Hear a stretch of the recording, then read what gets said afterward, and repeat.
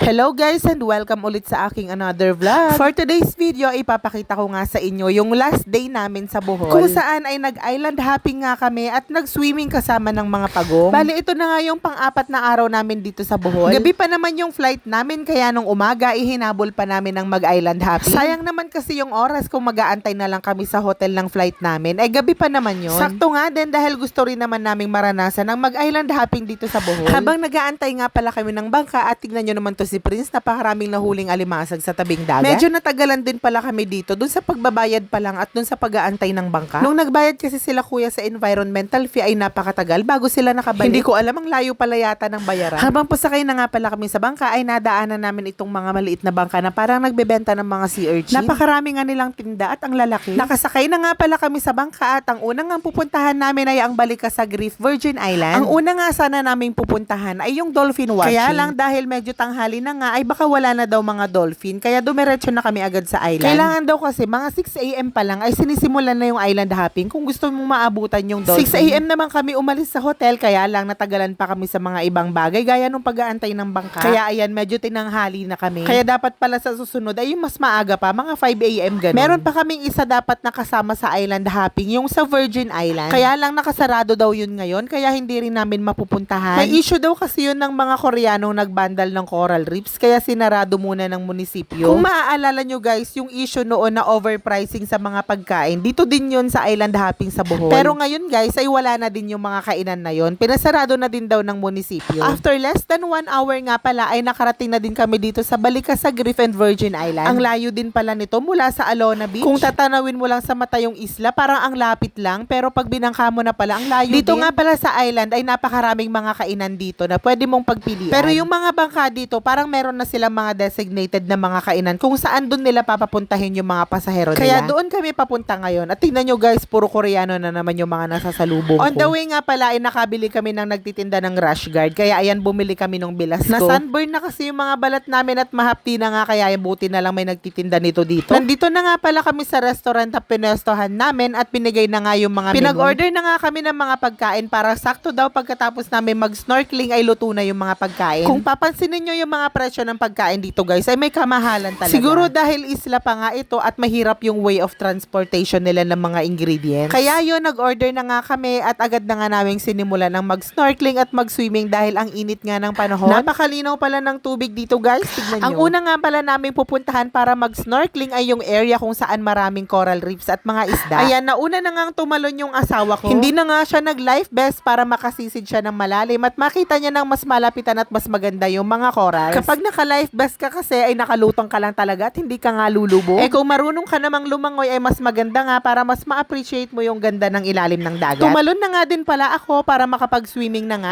Perfect nga itong life vest sa mga kagaya kong hindi marunong lumangoy. Dahil kahit hindi nga ako marunong lumangoy ay hindi ako mangangambang malulunod ako. Napakaganda nga pala dito sa ilalim ng dagat. Buhay na buhay at napakaraming corals nga at ganun din yung mga isda. Iba-ibang kulay. Dito mo nga ma-appreciate na napakaganda ng mundo sa ilalim ng dagat. Yan, in-enjoy nga lang namin dyan ang lumangoy-langoy at manood ng mga isda sa ilalim ng dagat. At pagkatapos nga ay umahon na din kami agad dito sa bangka at pupunta naman kami doon sa kabila. Kung saan doon naman makikita yung mga malalaking pawikan. Bale, parang yun na nga yung pinaka-highlights ng island hopping namin ngayon. Yung dolphin sana, kaya nga lang ay hindi namin naabutan. Tignan nyo naman at pagtalon pa lang ng asawa ko ay nahagip na agad ng camera yung pagong sa ilalim. Ngayon nga lang pala ako makakakita ng ganito kalaking pagong na nasa dagat at nakasama pa nga naming mag-swimming. Ito nga pala ay kuha na ng GoPro na nirent nung bilas ko sa bangkero namin. Medyo may kamahalan nga din pala guys ang pagrenta ng GoPro dito dahil nasa 1.5 nga. Pero buti na lang at natawaran nga nung bilas ko doon sa bangkero. At sulit din naman dahil napakalinaw nga na magiging kuha nyo dito sa ilalim ng dagat. At napakagaling nga at napakakwela nitong si Kuya Nat na bangkero namin na siyang kumukuha ng videos namin. Nakakatuwa pala itong mga pagong kasi sa ilalim ng dagat ay kumakain sila ng mga algae. Tapos titigil lang sila para lumangoy paangat para lumanghap ng hangin. At pag nakalanghap na sila ng sapat na hangin ay babalik na ulit sila sa ilalim. Nakakatuwa nga yung bangkero namin kasi tuwing may aangat na pagong ay tinatawag niya kami. Tapos mag-uunahan naman kaming lumangoy papunta dun sa pagong. Napakagaling nga din ni Kuya dahil ang gaganda nga nung mga kuha namin kasama nung pagong. At lahat talaga kami ay kinukuhanan niya ng magandang video kasama nung pagong. Tignan niyo naman at may nalalaman pa siyang bubble ring. Effort talaga to si Kuya. Dito nga ako nakitan sa kuha ng pagong na kumakain ng algae sa ilalim. So eto nga pala yung use ng mga parang damo na nakikita ko dito sa dagat ng Bohol. Alam nyo ba guys, ngayon ko lang talaga nalaman na hindi pala nakakahinga ang pagong sa ilalim ng dagat. O diba, ang tanda ko na pero ngayon ko lang nalaman yun. Kaya lang pala nilang i-hold yung paghinga nila ng matagal. Ang galing no? Sana ganun din tayong mga tao. Kasi kakaiba talaga yung ganda ng nature natin sa ilalim ng dagat. Sobrang maa-appreciate mo talaga siya at masasabi mong ang ganda ng mundo. Sana nga lang talaga paglipas ng mahabang panahon ay hindi ito masira. Kaya dapat tayong mga tao ay tinutulungan din natin silang ingatan ang kalikasan natin. Kagaya na lang ng sa pagtatapon ng basura ay dapat responsable tayo. Kasi mga future generations din naman natin ang makikinabang sa ginda ng ating kalikasan. Huwag tayong maging makasarili sa panahon natin ngayon. At dapat iniingatan din natin yung mundo na binigay sa atin ng Diyos. So ayun na nga, pagtapos naming mag-snorkeling ay bumalik lang kami doon sa restaurant at kumain kami. At pagkatapos naming kumain ay hindi na rin kami nagtagal at bumalik na kami agad sa hotel. Magpapahinga lang kami ng kaunti at pagkatapos ay pupunta na kami sa airport dahil uwian na nga. Sobrang na-enjoy nga namin yung pag-stay namin dito sa Bohol. At dito talaga namin mas na-appreciate yung ganda ng ating kalikasan. Nakapag-check out na nga pala kami nito at papunta na kami sa airport. Hinatid na nga pala kami nila kuya na siya ding nasumundo sa amin. So hanggang dito na lang muna ulit guys. Salamat sa panonood niya sa aking Bohol vlog. Hanggang sa muli. Bye!